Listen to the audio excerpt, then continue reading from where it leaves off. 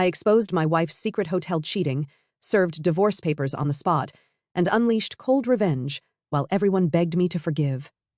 It's been 5 days since I told my wife that I want a divorce. We've been married for 7 years, and she's 30 years old. Now, everyone keeps telling me to talk to her. I've decided to cut off contact with her since I served the divorce papers.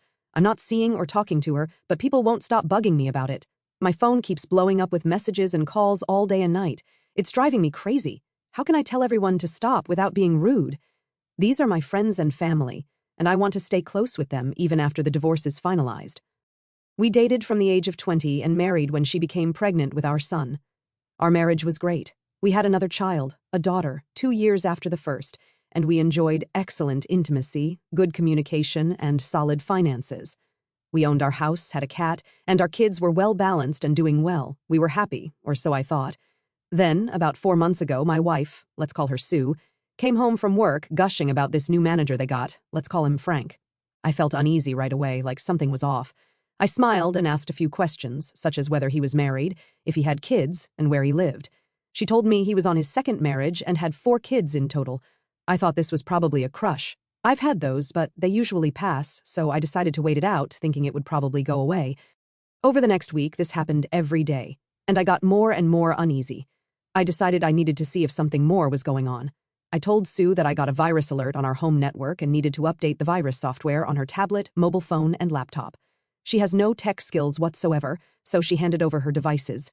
I installed remote monitoring software and keylogging from the best online service I could find, a $20 a month subscription that was the best investment I ever made. A few days later, I saw the first text messages going back and forth between them. They were pretty innocent, mostly work-related, but the frequency escalated a little over the next 6 weeks and became more personal. I did a soft confrontation with my wife. When she came home from work, I stared at her intensely. "What's wrong? Have you crashed the car or something?" she asked. "No," I replied. "You look like you've done something wrong and you're trying to hide it. You look guilty of something. Are you lying to me? Is there something you need to tell me?" She responded, "No, I just had a long day at work." Over the next few days, there were fewer messages between them, but they quickly resumed in full force. The messages started to get flirty. I softly confronted her again, and again she lied to my face. I decided this would probably end badly. At around the 2-month mark, I began to prepare for the worst and started to brace myself emotionally. Over the next 2 months, their exchanges evolved into a full-blown emotional affair, becoming more and more intimate. I confronted my wife repeatedly, but I didn't present any evidence, and she kept lying. I'm not going to force her to stop. After all, she's a grown woman who makes her own choices. She lied to my face again and again. I felt a gigantic rift opening up between us, and our intimacy stopped. I found myself checking out of the marriage in parallel with their activities. I was devastated but started working out a lot and steeling myself for the reality that the only likely outcome at this point was divorce. I got a lawyer, prepared the paperwork, and even hired a guy to be on standby to serve her if and when I decided to pull the trigger. Then I saw the first messages where they planned to meet up. I was actually relieved since I could finally decide to end it. Just watching this train wreck unfold was agonizing. I rented a room on the same floor of the hotel on the day they planned to meet up and got my guy ready to serve her. On the day of the divorce, she lied and told me she had to work overtime. I drove to the hotel and waited for her to arrive. My hired guy and I went up about 10 minutes after she got into the elevator. We needed a key card for the elevator, which is the only reason I rented a room. We went to the door, and I heard moaning. They were already at it. I hid around the corner and he banged loudly on the door. They went quiet. "What is it?" Frank asked. "I have an urgent delivery for Sue," the serving guy replied. "What is it?" Sue asked. "I don't know, ma'am. I've just been told it's urgent and has to be delivered to you right now." After some more back and forth, Sue finally opened the door in a robe. "Sue, last name?" the serving guy asked. "Yes," she replied. She got the envelope and I popped out to sign the form. My wife saw me and went white. I signed the papers I needed to and walked over to her. She didn't move. I don't know what was going on with her. She looked confused, to say the least, like what she was seeing didn't compute. I had prepared for this moment. I looked into the room and said, "Hey, Frank, show yourself. I know you're in there." He looked around the corner and was obviously scared. "Did you enjoy my wife, Frank? Or is it lying to your own wife that gets you off? Or is it having several mistresses at once, Frank? Is it lying to and cheating on everyone? Is that it?" Frank stayed silent. Then I looked at my wife. "So, you didn't really think you were the only sidekick this guy had, did you? You're one of 3, as far as I know. I made this up. I had no idea if he had other mistresses besides my wife." I just needed to be mean and ruin what they had going on. Listen to me, you're single now, so don't let me disturb you anymore. You can go back to your activities. Then I stormed off. I started crying, but wasn't going to let them see that, so I ran down the stairs instead of waiting for the elevator. On my way, I heard a primal scream from my wife, unlike anything I had ever heard before. I took a lot of solace in that scream. The last few days, I got in my car and ugly cried for hours. Now, I'm mostly over it. I'm glad it's done, and I can move on. I feel liberated, actually. I told the kids, and they're staying with my parents for now. I even started to flirt with a work colleague and got on Tinder.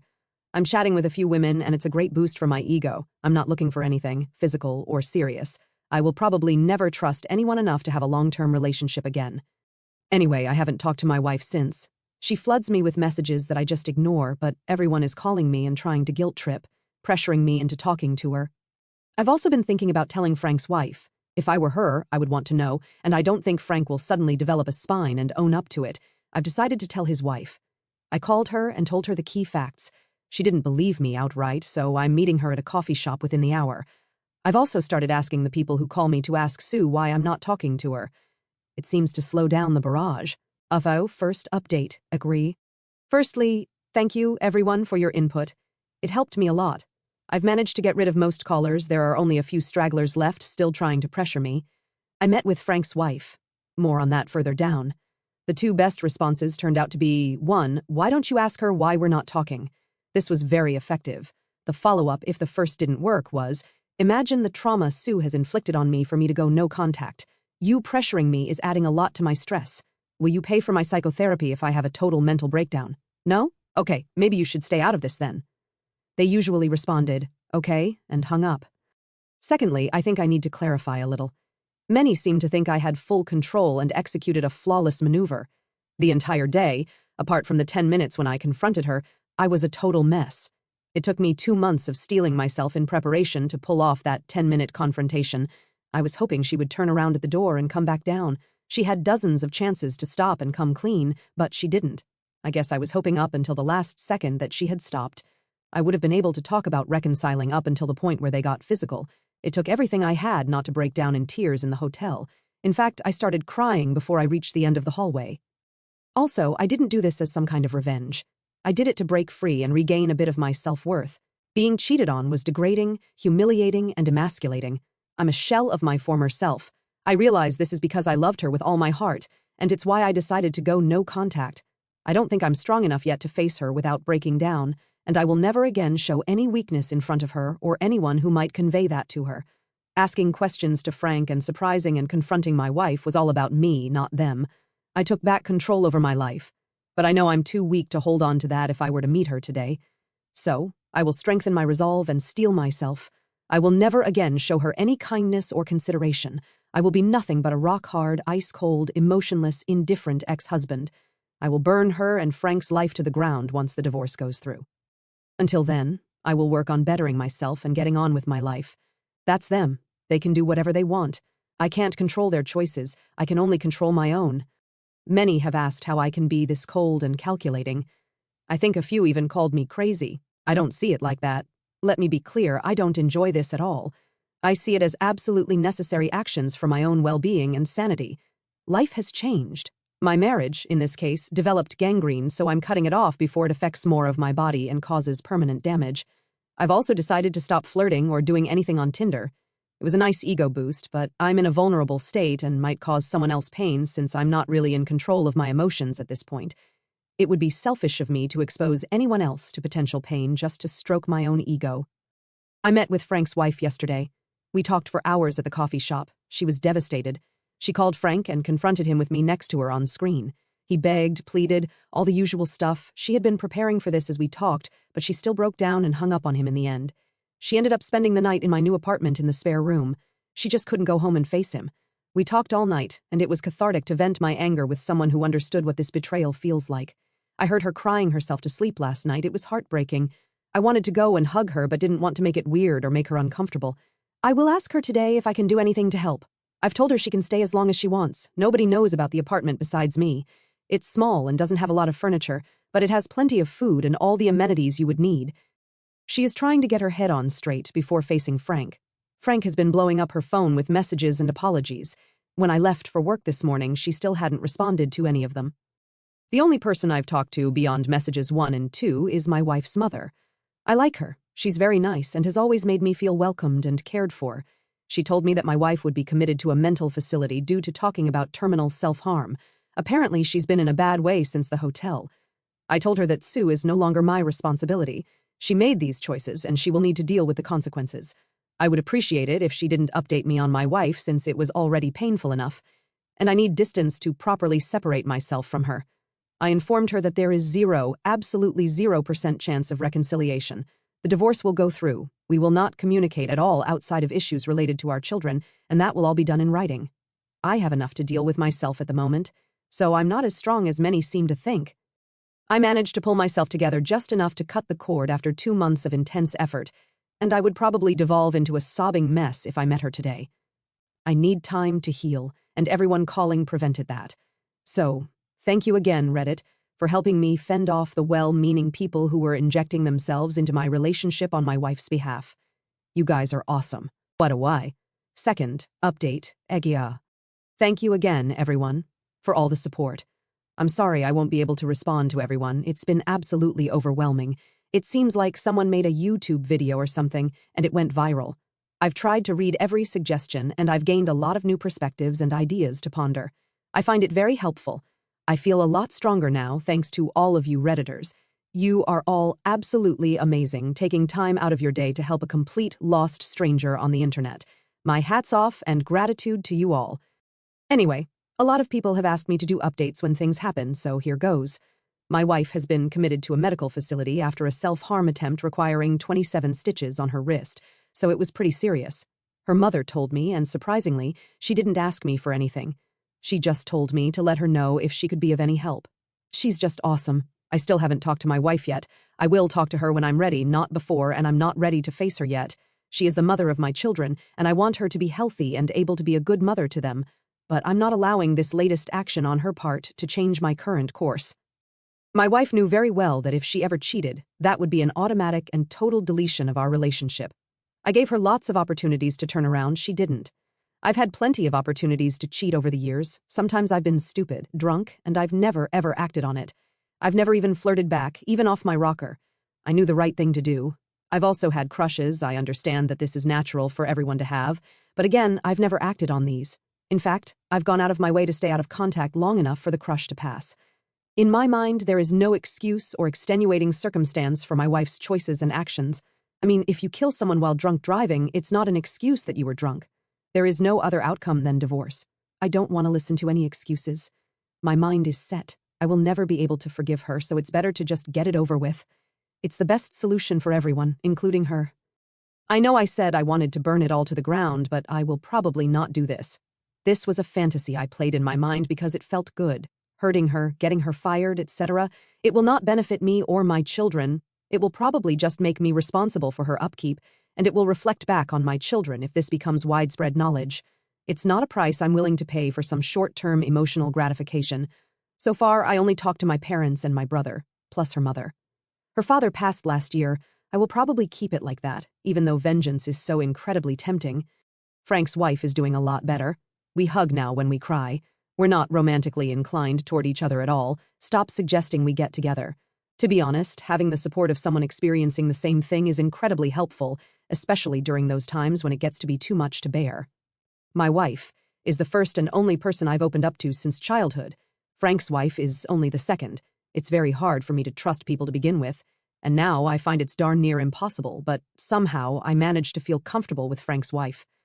We make a lot of progress, hidden away in the apartment, working and discussing things. I actually went with Frank's wife to see Frank today. That was kind of intense, but his behavior was predictable in the end. Frank is, how can I phrase this in the kindest possible way, an absolute stain on humanity. I didn't say anything during the meeting. I was just there for emotional support for my new friend. He was desperate, promising everything and anything just for her to come back home. He spilled all the beans.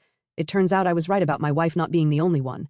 He had 4 mistresses over the last 12 months and 2 before that, the first just 3 months after they got married. He claims intimacy addiction. What the heck? If he's like this, why not mention that before you get married, or why get married at all? This guy is the weakest, slimiest piece of garbage I've ever met, but maybe I'm biased. I was scared I would knock his lights out before we met, but after I saw him, I just felt sorry for him. I don't really see him as an actual man, rather some perverted, poor imitation of one. That realization was surprisingly liberating. He basically didn't take any responsibility, nothing at all. Somehow, all of this was somebody else's fault. What? Come again, Frank? He even tried gaslighting and blaming his wife at one point.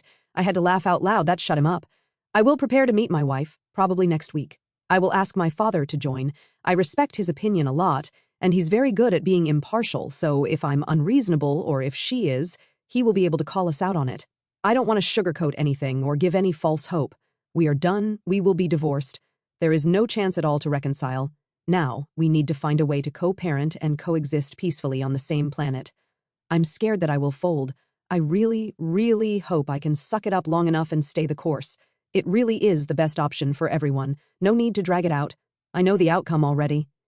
I've been very fair in my suggested divorce agreement, 50-50 on everything. But now that she has broken down, I will suggest I get main custody for the time being. I've already made a plan with my parents to take over day-to-day responsibility for the kids. Again, I want to get my kids back to something as close to a normal life as possible as soon as possible. I've talked to CPS and they are very positive, so no issues there. I will also move back to our house toward the end of the week. Frank's wife will get to stay in the apartment for as long as she wants, and I also want to have a place I can escape to if I need it. So, all in all, I'm doing much better. A lot of it is thanks to you wonderful people. Thank you. Avo third update, Egre. My apologies, but today's update isn't very upbeat. All the ideas and support over the last few days gave me a huge boost. I was on a roll, but coming down again has been a really painful experience. Frank's wife has been a total wreck. It started 6 hours after yesterday's confrontation with Frank. Neither of us has slept at all.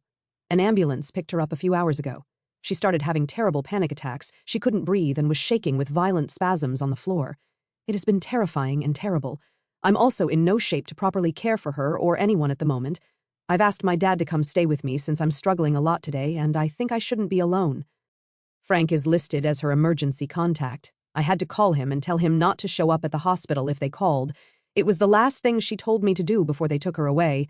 I didn't really know how to handle him, but I basically threatened him that I would destroy his entire world if he didn't comply with her wishes and stay away. I hope he listens. If he doesn't, I don't have the strength to do anything about it for now. I have no strength left. I just feel empty and sad. I really don't want my kids to see me like this, but I'm missing them like crazy. I hope my dad can help me back on my feet and that I will be able to see them later today. The finality of it all is starting to hit me hard, and I'm really struggling to cope. This is what cheaters don't really think about. The aftermath of their selfishness. There's a pile of endless pain and human wreckage in their wake, and for what? Cheap thrills? Casual intimate encounters? A fantasy? The tension, I really can't get my head around it. What could possibly be worth these costs and risks? I'm still 100% determined to divorce. I know myself and I'm not able to forgive her. I would need to delete my self-respect to do that, and I would hate myself for it. I would be no good to anyone if I did that. If we tried to reconcile, the hatred and anger would eventually bubble out, and I would mistreat her badly. I'm not even sure I would be able to remain nonviolent over time. I don't want to be that person, so the only option is to go through with the divorce and cut all contact apart from what's needed to co-parent our kids. Maybe I can forgive her in the future, and we could become friendly at least, but for now, that is simply not a possibility. I've talked to my wife's mother. My wife is stable for now, but is on suicide watch and will be transferred to a specialized psychiatric facility today for further treatment.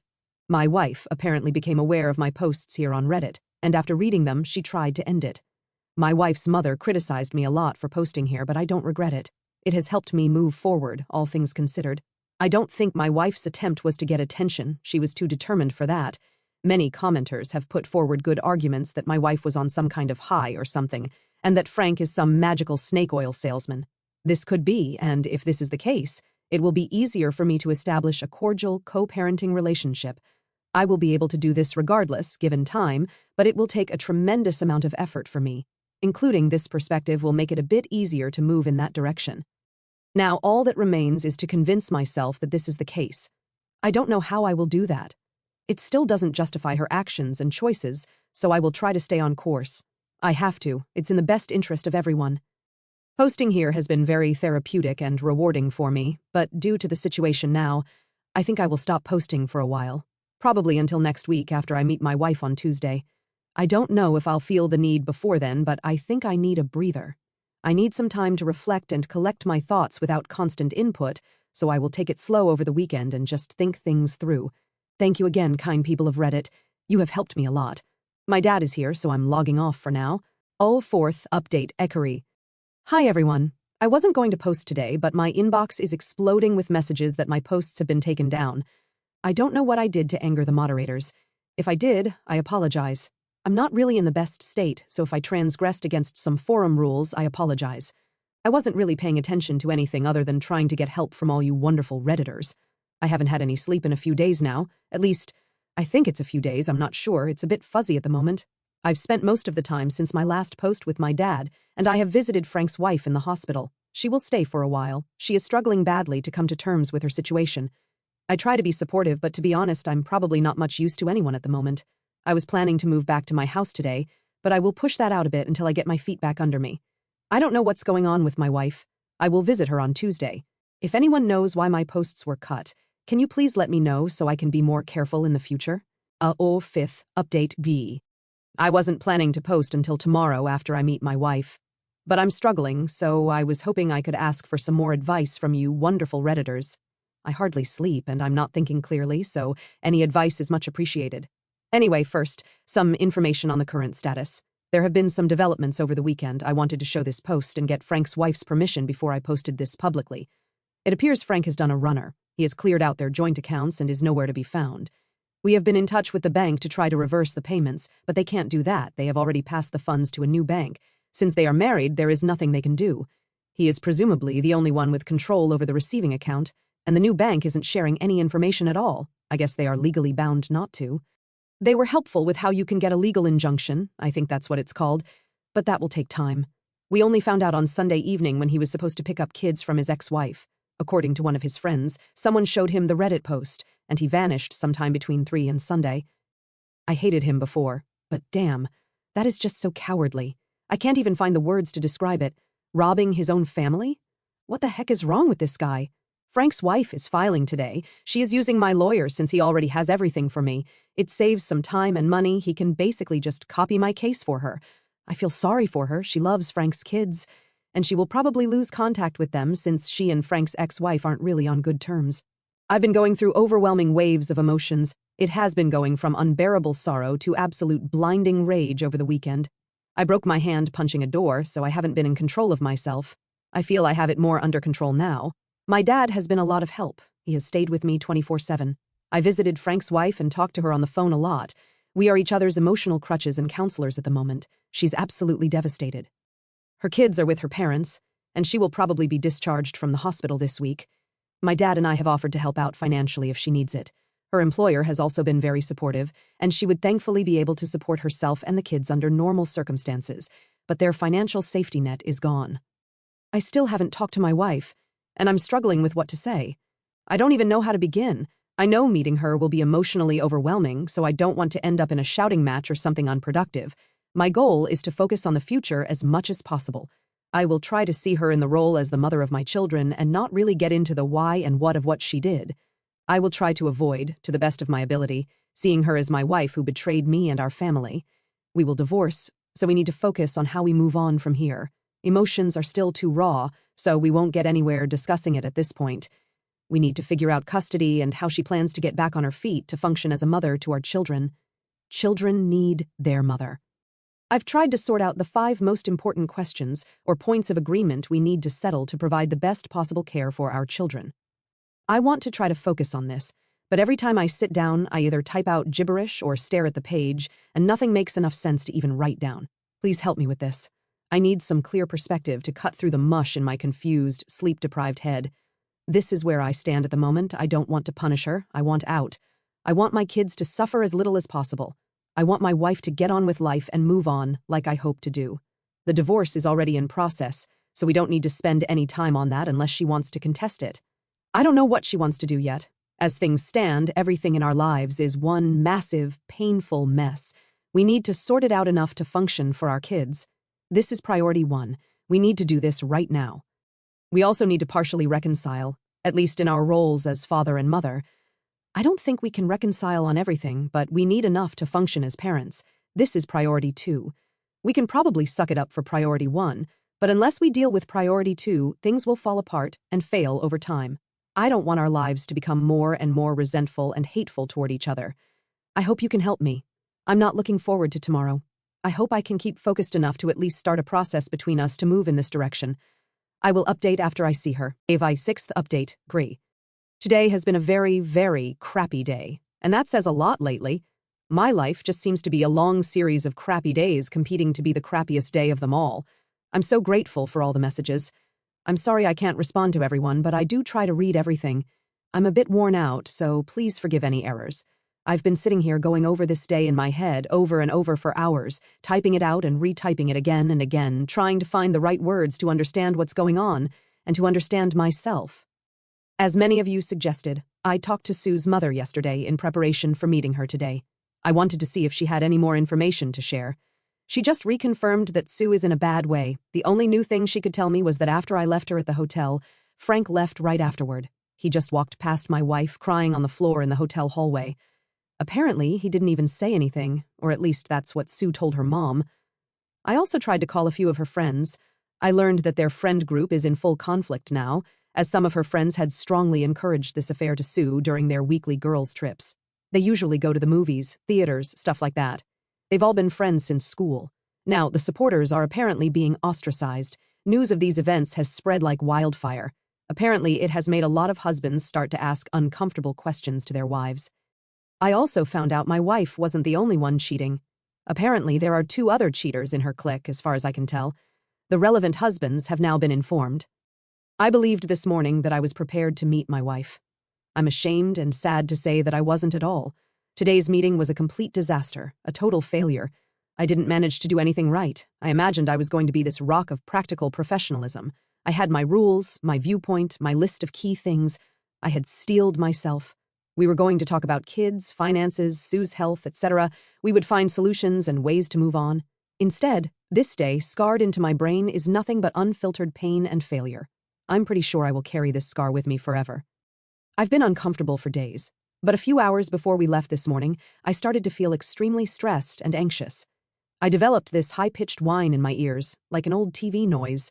My mouth produced less and less saliva for some reason. It felt uncomfortably dry.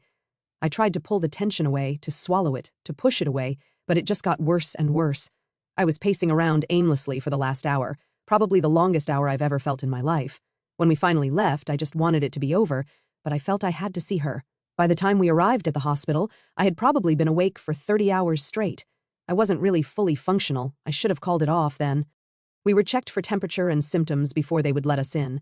Once I passed through the doors of the elevator, I was already badly shaking and sweating a lot. The face mask felt restrictive to breathe through, and my glasses were fogging up a bit with each breath. I was pretty close to a full-on panic, I think. When we arrived at the ward, we were met by a doctor. There was some discussion before it was determined that my dad could join me. The doctor explained the do's and don'ts allowed for this visit. I struggled to understand. The whine in my ear seemed pretty loud at this point, and my heartbeat felt like a jackhammer in my chest.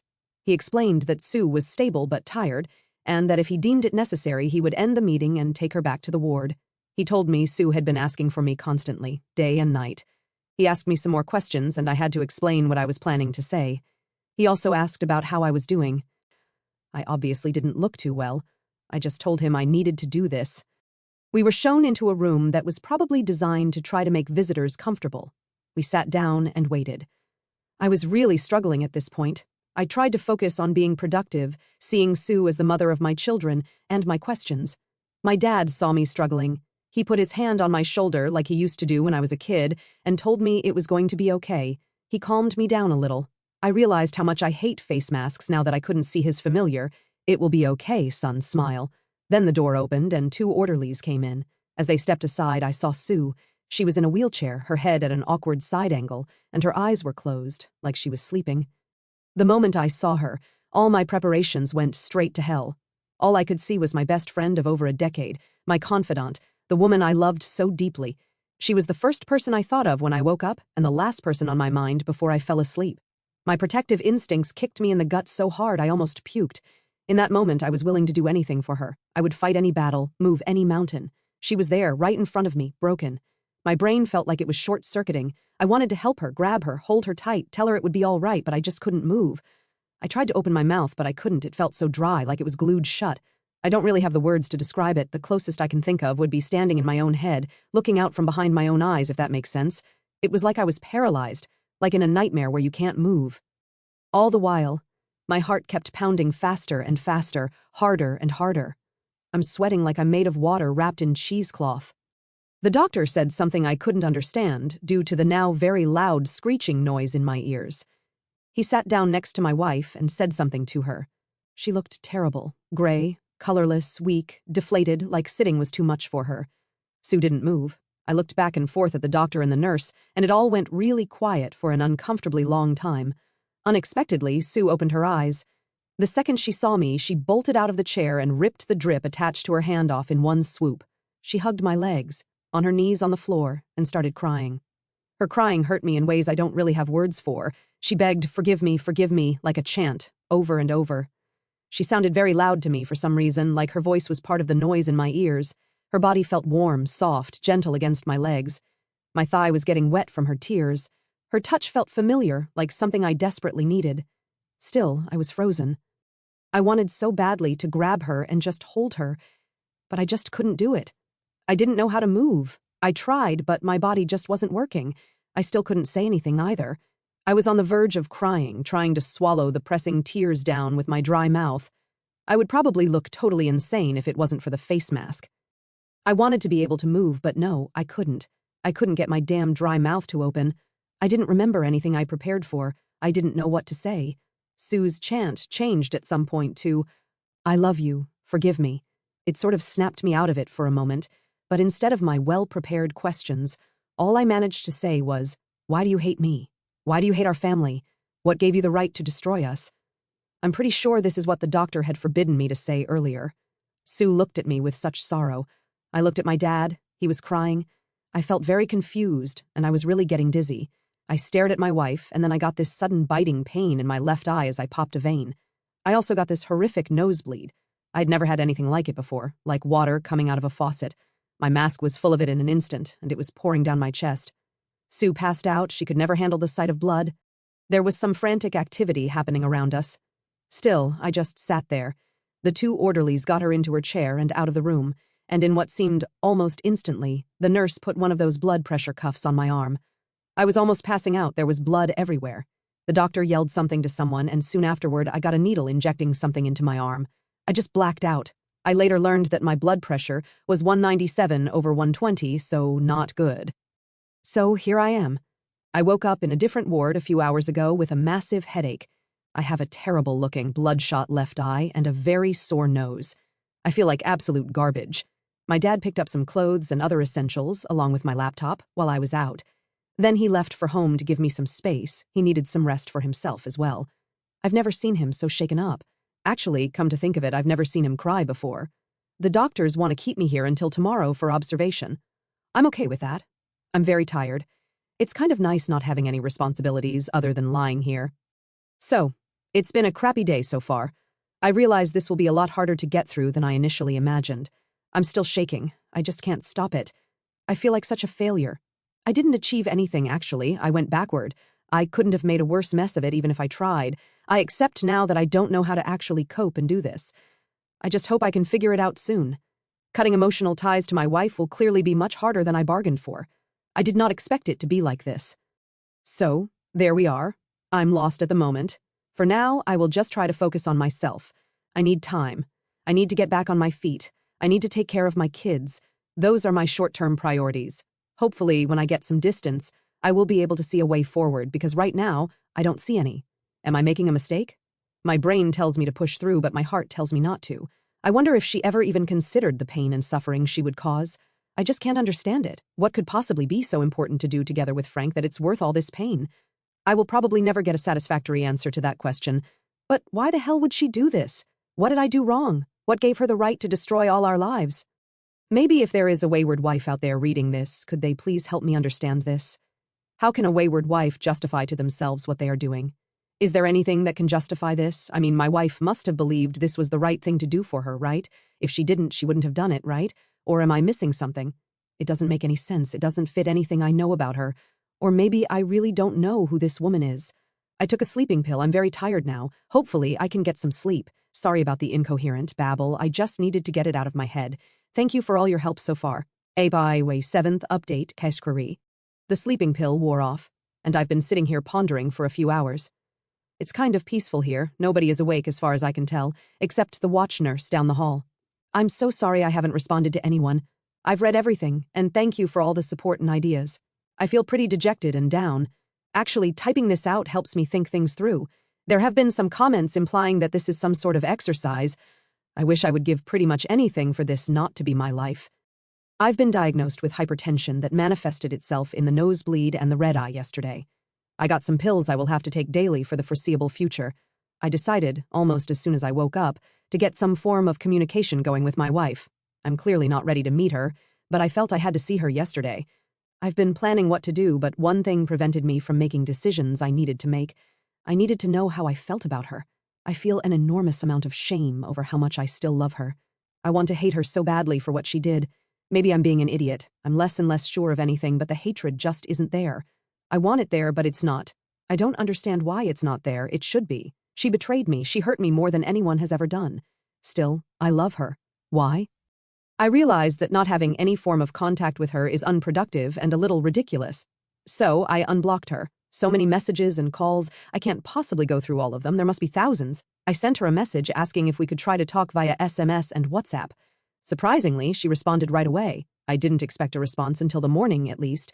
I told her we need to function for our children and that we need to focus on that for now. She didn't agree. She wants us to talk about everything. I asked her not to send me walls of text, that we should try to bring up one issue at a time and talk those through before moving to the next one. In response, she sent me a very long list of topics. 136, actually, the majority of them being things we could do or read to try to find pathways to reconcile. I asked her to put all reconciliation items on the back burner for now. I realize this is just too rough for both of us. I can't speak for her, but I'm not ready to process this yet, at least not in any productive fashion. She tells me she hasn't really been sleeping. She also tells me that this is all her fault, that she has no valid excuse or reason for what she did. She swears that this is the only time she has ever done anything like this. I don't really think I believe that, or maybe I don't want to believe it. Am I trying to cling to my anger, to hatred? I don't know anything anymore. She claims the affair was like being drugged and that she wasn't able to stop herself. I don't know. Is this even true? Is this even possible? She told me she's been let go from work, and she claims she hasn't heard anything from Frank since the hotel. She also claims she has told family and friends what she has done, so everybody apparently knows. Hardly anyone has reached out to me. I feel very hurt about that for some reason. I made her swear that she will not try to end things permanently again. She promised, but only if I talked to her. That pissed me off a lot. It felt like blackmail. Talk to me or else. But maybe she is just being honest. Am I reading everything from the worst possible angle? I guess I don't understand myself. Maybe I never did. But at least we are communicating a bit today. I take that as a win. I've decided to move home and have the kids move back home if my dad can stay with us. If he can't, I will wait a few more days with the kids. I find that I doubt myself a lot now. I used to be so sure of things. Now it's like I can't decide on anything. I had a message from Frank's wife that she is back home, so I will go and see her later. I look forward to talking to her. Frank is still missing in action. No one knows where he is, or at least no one is willing to say where he is if they know. I've looked at myself and swallowed some bitter pills this morning and come to some realizations. It is not my place or to my benefit to want to punish my wife. I need to back off and just let this run its course. Trying to force things like I've been doing is just hurting everyone. I will take a step back. I will try to find some wayward wife to answer some of the questions I have. I will try to calm myself and the situation down as much as possible.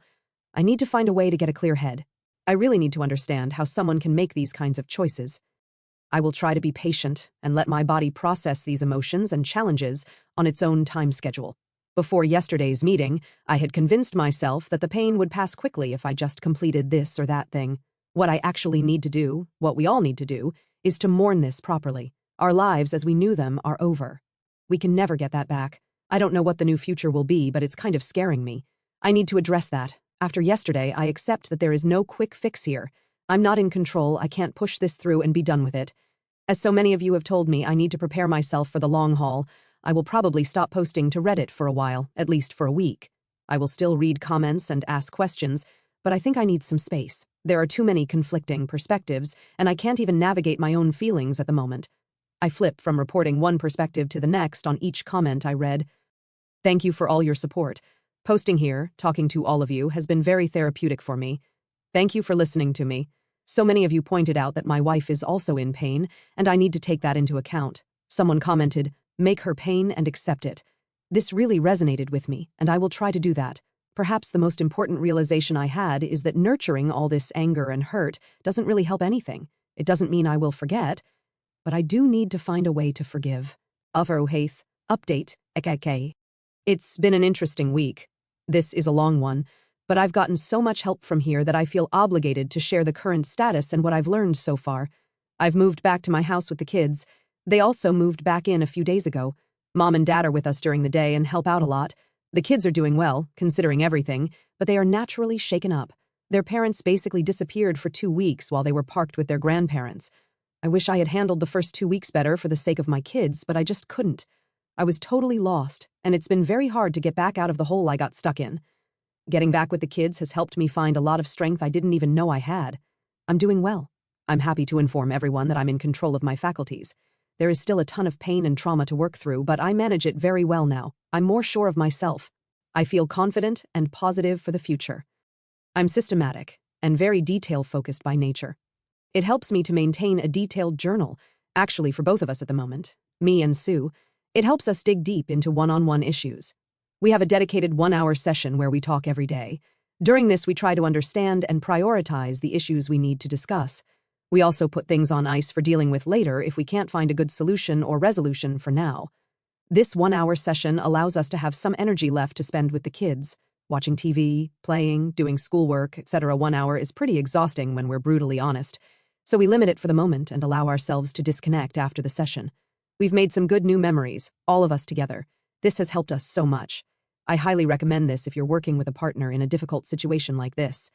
It naturally creates a plan of attack and allows us to fully work through issues with determination and a little bit of emotional distance.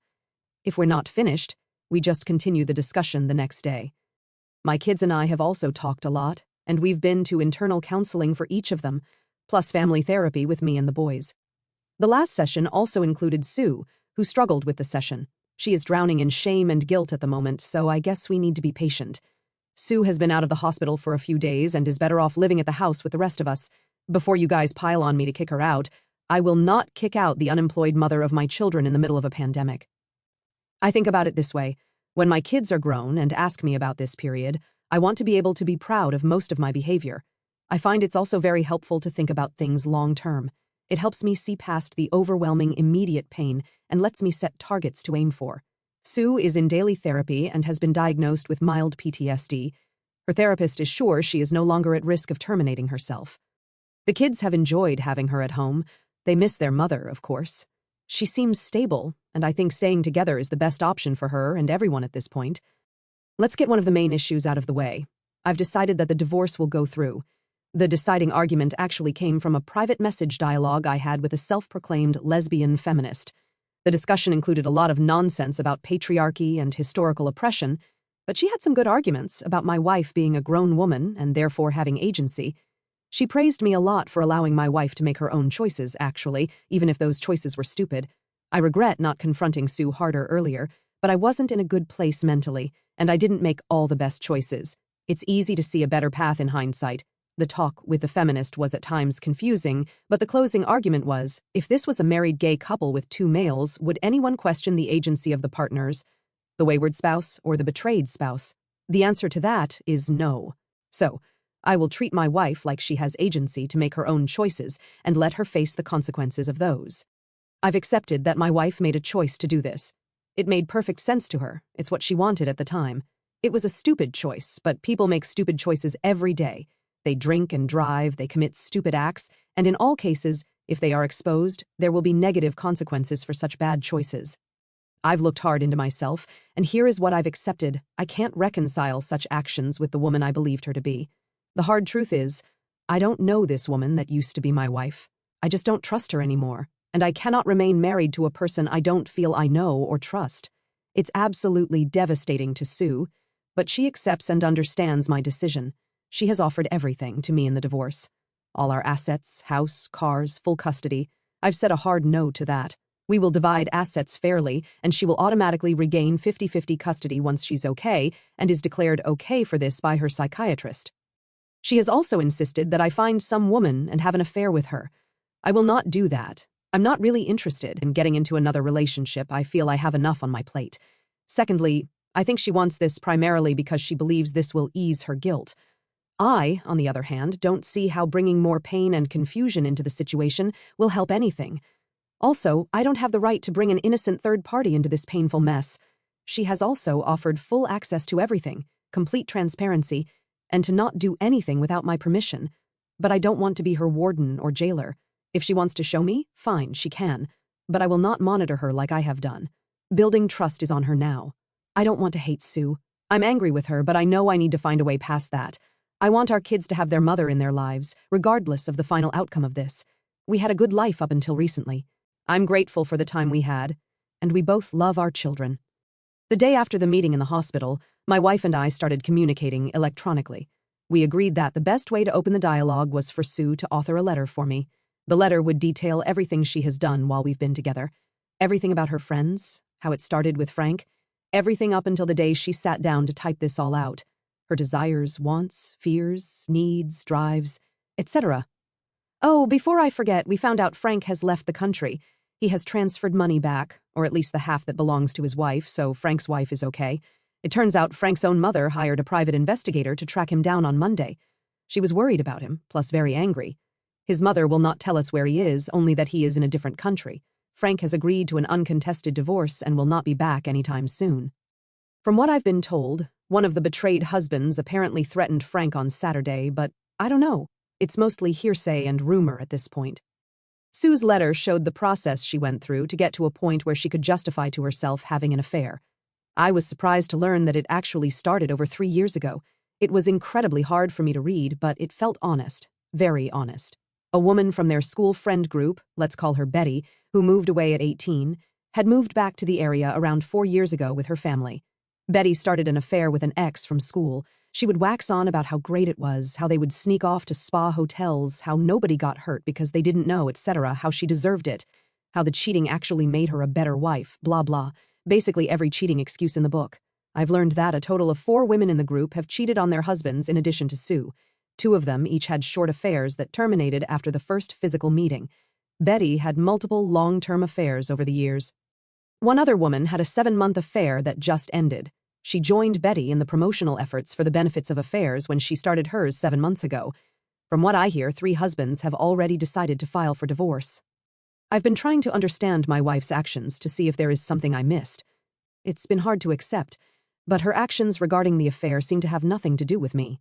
She has explained how life became monotonous, and the affair became a fantasy that grew over the years, a fantasy escape of sorts from day-to-day life. When Frank showed an interest, she got trapped in it. The rush, the excitement, she never really considered the consequences or that it would hurt me or her family. It was never her intention. She got obsessed with getting her fix, and it took more and more risk to get it. Her cheating friends egged her on, while her loyal friends spoke against it but didn't insist. I've talked a lot to Sue and her therapist. I've understood that I need to think a little differently about this. It's not black and white. There are many additional variables and nuances to consider, not just my own perception, hurt, and ego. Once I realized that, I knew I needed to take time to fully reflect on this before deciding anything. My stress levels have gone way back, almost to normal. Several therapists have explained it to me in the mental framework of this type of compulsive, addictive behavior. I've also talked to a lot of wayward wives and betrayed spouses. I'm starting to better understand this now. This does not excuse Sue's actions, but it makes it a little understandable in some ways. I can comprehend it. This doesn't mean I forgive or forget it, though. Like everyone knows, smoking is bad, drinking is bad, exercising regularly is important, junk food hurts you, etc. People know these things, yet they do them all their lives. Look at the lung cancer ward with dying patients still smoking outside. I understand it's a similar reaction in Sue's brain in relation to this affair. The affair became a fantasy. The excitement of it became an addiction, like a kind of adrenaline junkie. At the hotel, Frank had just started to give her oral after some initial touching and kissing, and they were only a few minutes into it when I crashed reality into her fantasy world. Sue has confessed that she was going to go all the way.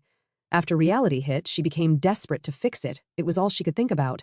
It explains her behavior a bit after divorce day. When she read the Reddit post and lost hope that she could fix anything, she just couldn't deal with it. She tried to end it. She has admitted that if the shoe was on the other foot, she would leave me, so at least I know she is being honest.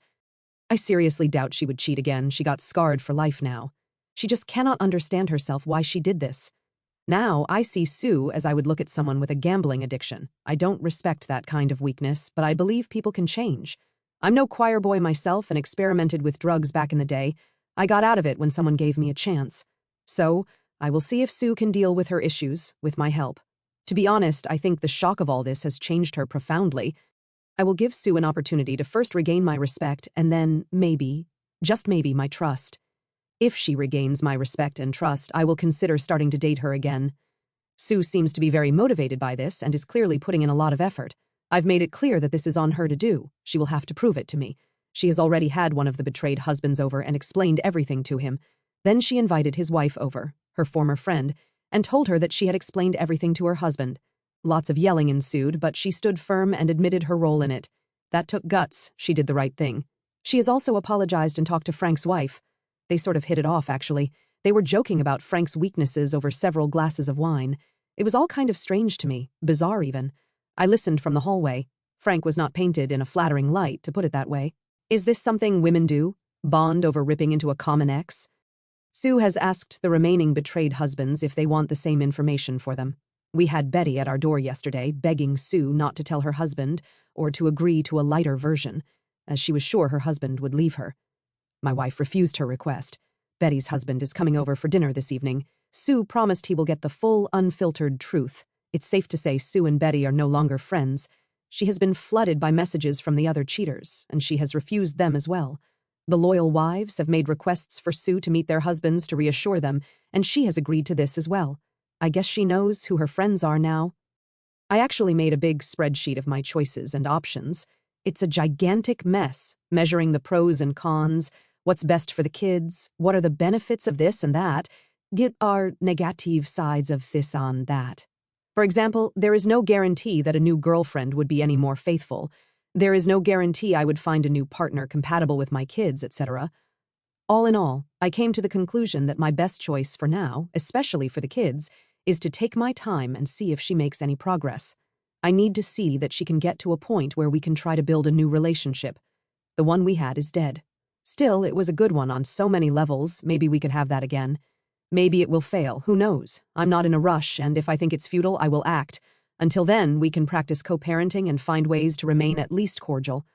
I'm not a perfect husband or human by any stretch. I have many flaws, just like everyone else. I will keep this in mind whenever I feel I'm in a position where I have to judge Sue moving forward. So, this is probably my last activity here. Maybe I will do another update in a year or two. I cannot thank the Reddit community enough. Thank you for all your help. I know that in the end it's up to me to decide, and thankfully, you all set time aside to help me reflect more broadly.